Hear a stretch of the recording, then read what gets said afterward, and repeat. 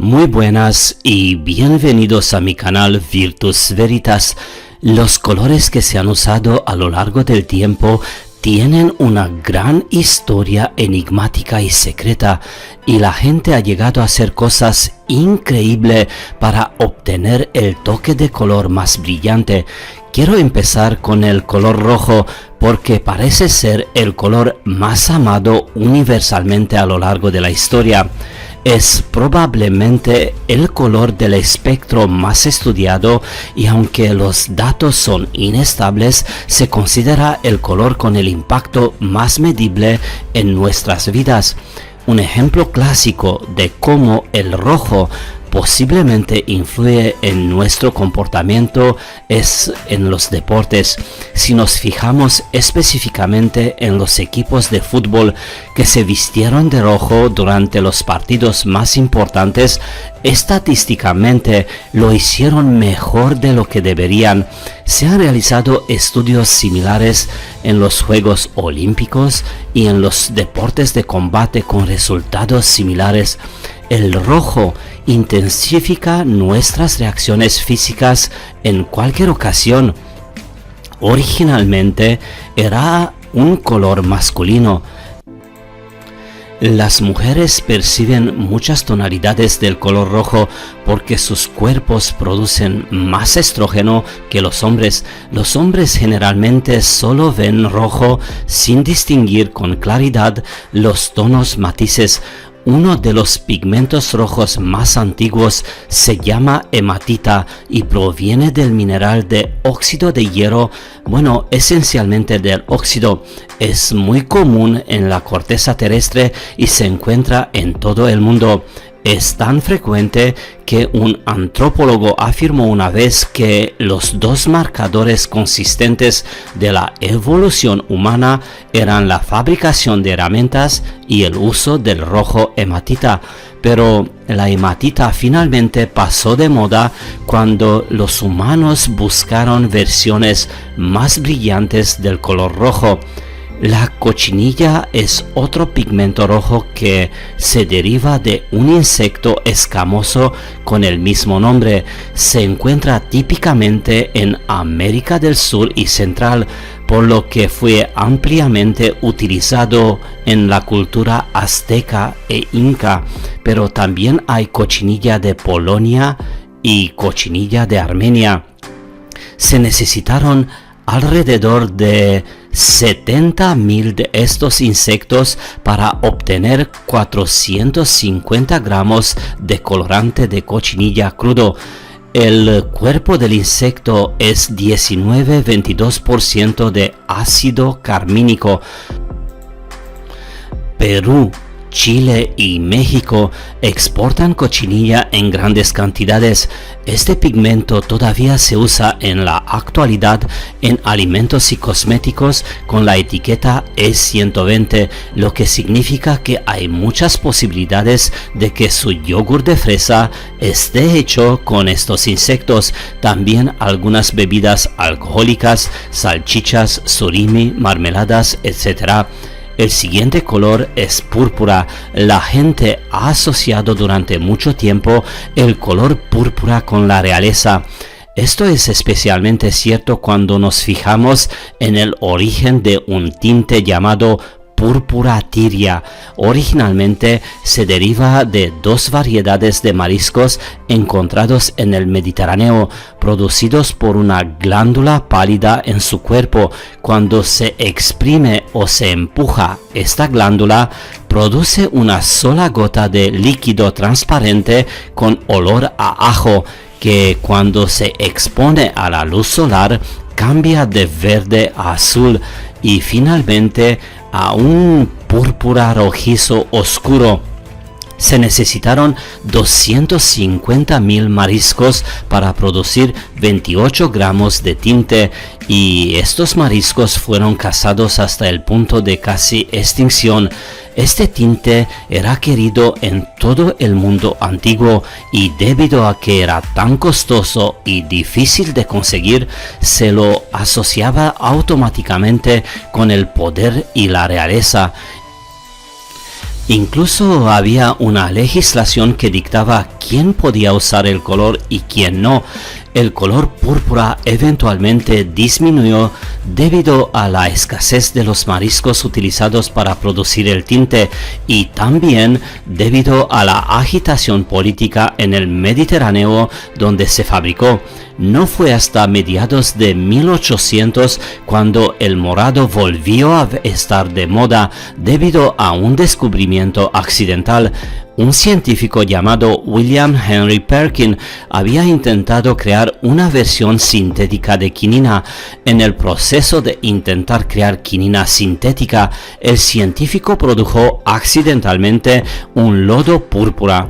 En lugar de tirar el intento fallido, agregó un poco de agua y sumergió un poco de tela en él. Resulta que accidentalmente había creado un tinte de color malva sintético. Esto inició una revolución completa de la producción de tintes sintéticos que no requirieron matar a cientos de miles de insectos o mariscos. Bueno, seguimos con el verde. Aunque el verde está en todas partes en la naturaleza, hacer un tinte verde fue históricamente muy difícil, pero en 1775 un científico sueco llamado Wilhelm Scheele creó un pigmento sintético que llamó el verde de Scheele. Había un gran mercado para el pigmento y debido a que era relativamente barato, se usaba ampliamente en telas pintadas, papeles pintados, flores artificiales, pinturas y muchas otras cosas. Este pigmento verde se derivó de un arsenito de cobre compuesto que es increíblemente tóxico y que un trozo de papel o tapiz verde de Scheele que tenía solo unos 10 centímetros de largo tenía suficiente arsénico para matar a 2 adultos. Hay una leyenda urbana que afirma que la víctima más famosa de verde de Scheele podría haber sido Napoleón Bonaparte. El líder francés tenía mucho arsénico en su cuerpo cuando murió. Sin embargo, después de su muerte, muestras de su cabello mostraron que había un elevado nivel de arsénico en su sangre durante toda su vida. El azul es uno de los colores más populares del mundo, pero hasta el siglo XIV no era tan querido. Fue solo con el surgimiento del cristianismo y el culto a la Virgen María que el azul se puso de moda en Occidente. Alrededor de este tiempo, la Virgen María se estaba convirtiendo en un símbolo cristiano muy importante y a menudo se le representaba vestida con túnicas azules. El color azul se asoció con María y se destacó. Las túnicas de María a menudo se teñían con un pigmento azul llamado ultramarino. Ultramarino está hecho de una piedra semipreciosa llamada lápiz lazuli, que se encuentra principalmente en las minas del noroeste de Afganistán. Ultramarino es un hermoso color azul oscuro profundo que se parece casi al cielo nocturno. En la cultura moderna pensamos que el azul está asociado con los niños y el rosa asociado con las niñas, pero si retrocedemos un siglo y medio atrás, observamos que todo fue al contrario. El azul fue visto como un color femenino debido a su asociación con la Virgen María, mientras que el color rosa fue visto como un tono más claro de rojo y visto como un color más masculino. Seguimos con el negro. El negro es un color complejo que viene en muchos tonos diferentes, aunque no siempre lo pensamos de esa manera. Tenemos tantas palabras diferentes para el blanco, pero no tenemos el vocabulario suficiente para hablar sobre las sutilezas del negro. pero hay un tipo de negro que se destaca del resto, se llama Venta Black o Venta Negro. Es un acrónimo de matrices de nanotubos de carbono alineadas verticalmente, y técnicamente no es realmente un color en absoluto. En cambio, es una sustancia que absorbe más luz que cualquier otra cosa en el mundo, 99,98%, y es más cara que los diamantes y el oro en relación de peso. La sustancia está compuesta de tubos de fibra de carbono alineados verticalmente, y cuando la luz la golpea, en lugar de rebotar y volver a nuestros ojos, la luz queda atrapada y absorbida entre estos tubos. Mientras lo miras, es casi como mirar un agujero de la nada, porque en esencia lo que estás viendo es una ausencia de luz. Un científico involucrado en la creación de Venta Black o Venta Negro incluso dijo que recibió llamadas de personas que lo habían visto y que creían que esta creación de alguna manera debía ser obra de algo malvado. Es un ejemplo que muestra las reacciones primarias que los colores tienen sobre nosotros, independientemente de cuánto hayan evolucionado con el tiempo.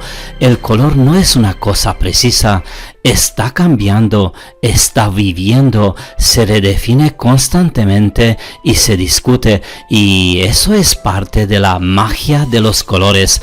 Muy bien, espero que has disfrutado de mi video, y si te ha gustado, suscríbete por favor, dame un like y comparte los enlaces de mis videos con tus amigos. Cuidaos mucho, muchas gracias y hasta luego. Muy buenas y bienvenidos a mi canal Virtus Veritas. Casi todo el mundo han escuchado por lo menos una vez la palabra tío Sam o hermano Jonathan, pero muy poca gente sabe qué significan en realidad estos nombres y de dónde provienen y qué hay detrás de estos nombres. El hermano Jonathan era el maleducado y hablaba muy mal, era grosero, villano, fanático, imbécil, mentiroso y tramposo. Hoy casi se olvidan de él. Fue eclipsado por el honesto, entre comillas, tío Sam. Sin embargo, después de la guerra de independencia, el hermano Jonathan se convirtió en la personificación del nuevo pueblo estadounidense, independiente, inteligente, valiente, inexperto y orgulloso. Fue la encarnación del laico que llevó a América a la victoria, y ahora el país esperaba que el laico la sacara de la sombra hinchada de Gran Bretaña. Durante los primeros 100 años de existencia de la nación, Estados Unidos consideró muchos personajes en busca de uno que idealmente coincidiera con su nuevo estado independiente. Estos incluían las imágenes femeninas de Columbia, el águila calva local, la estoica dama de la libertad y el torpe Yankee Doodle. De esta lista, solo unos pocos se han distinguido por su durabilidad y vitalidad. Muchos de estos estereotipos nacionales fueron retratados en baladas populares y comedias escénicas, teatros, incluso antes de que Estados Unidos lograra la independencia. Yankee Doodle estaba entre ellos. Pero, ¿quién es Yankee Doodle? Originalmente fue una invención británica, una caricatura de un ingenuo colono estadounidense que fue creado como una imagen contrastante de John Bull, que encarnaba a Inglaterra, por supuesto, aunque nunca desapareció por completo. Después de la guerra de independencia de los Yankee, Yankee Doodle se asimiló esencialmente a otro personaje escénico, el hermano Jonathan. El hermano Jonathan era originario de una de las aldeas de Nueva Inglaterra, quien en varias ocasiones fue retratado en el escenario como vendedor ambulante, marinero y comerciante, pero siempre como una figura astuta y poco fiable. Comenzó a aparecer en dibujos animados políticos en periódicos y revistas a principios del siglo XIX, cuando aparecieron métodos de impresión nuevos y más baratos.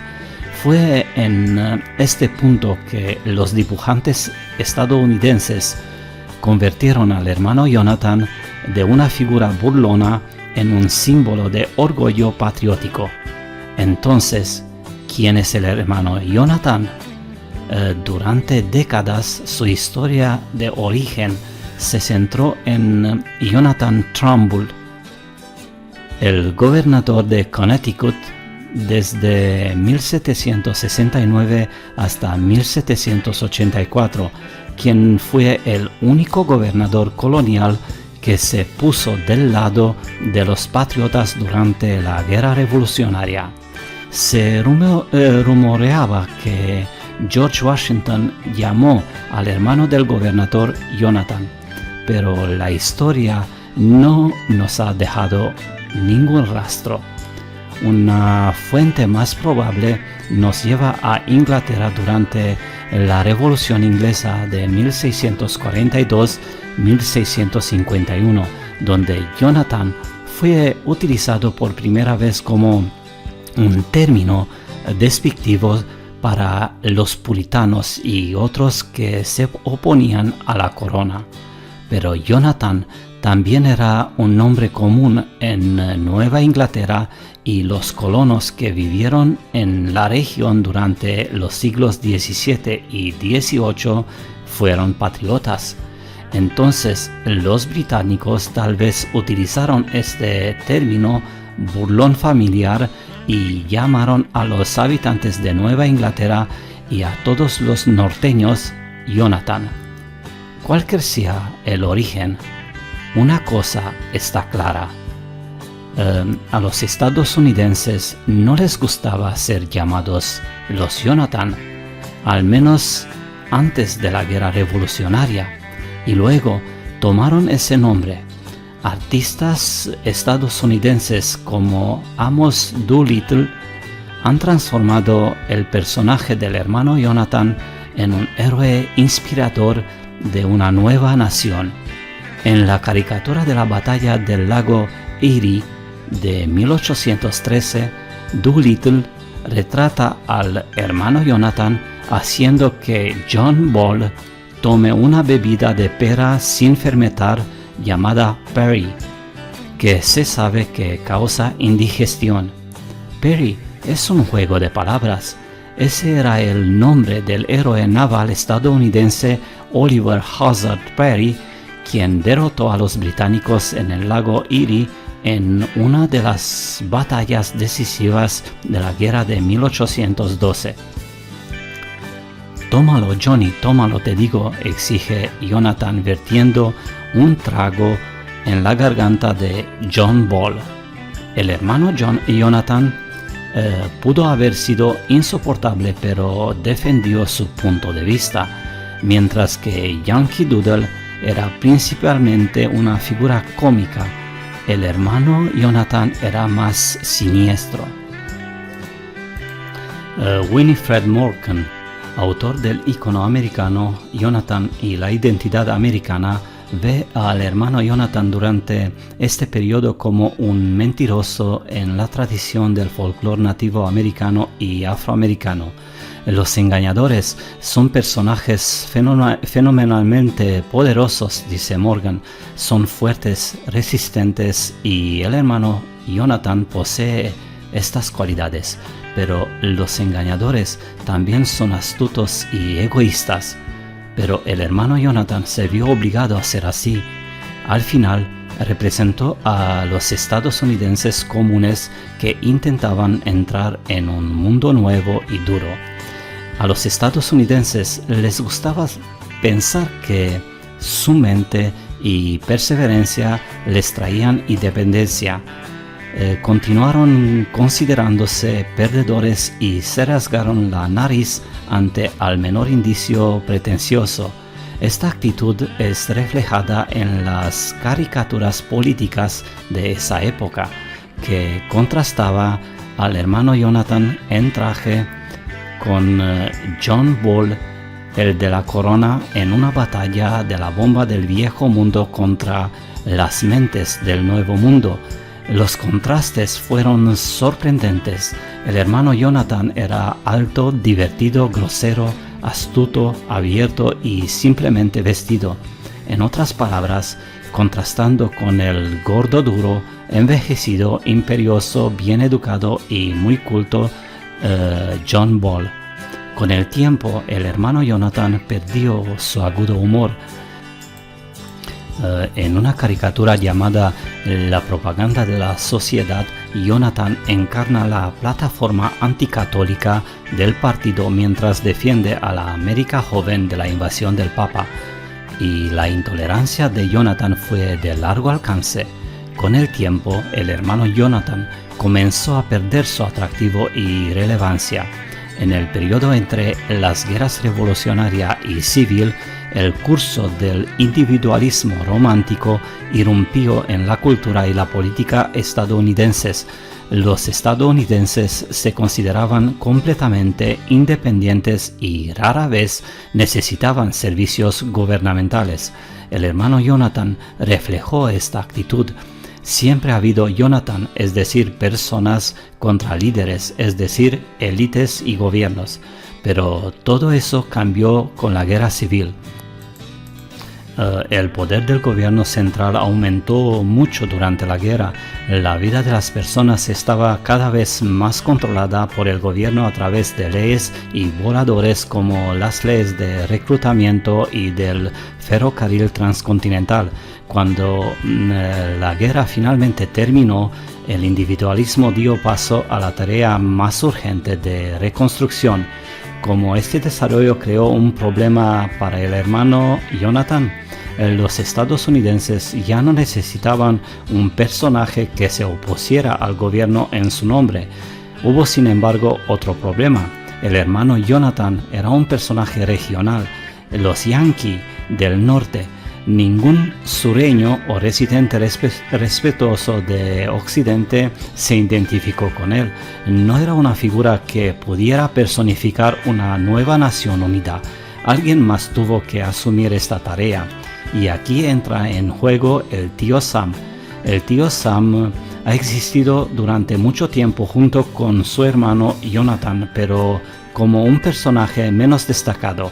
Durante la guerra civil, los dibujantes estadounidenses y británicos comenzaron a vestir al tío Sam con un traje azul de cola larga y pantalones a rayas rojas y blancas que usaba el hermano Jonathan también. Al mismo tiempo, el tío Sam comenzó a asumir las características del presidente Lincoln, incluido un sombrero con chimenea y una barba impresionante. Al final, el hermano Jonathan se convirtió por completo en tío Sam, quien se convirtió en la versión estoica, sobria y adulta del gobierno estadounidense que se necesitaba después de la guerra. Solo hay una imagen conocida en la que el hermano Jonathan y el tío Sam aparecen juntos. La caricatura de la gripe del tío Sam, probablemente publicada en 1837, muestra al tío Sam en un sillón y que sufre de problemas financieros, mientras que el hermano Jonathan está parado afuera de la ventana rogándole al médico que cure al enfermo Sam. Al final, el tío Sam demostró ser el más robusto de los dos.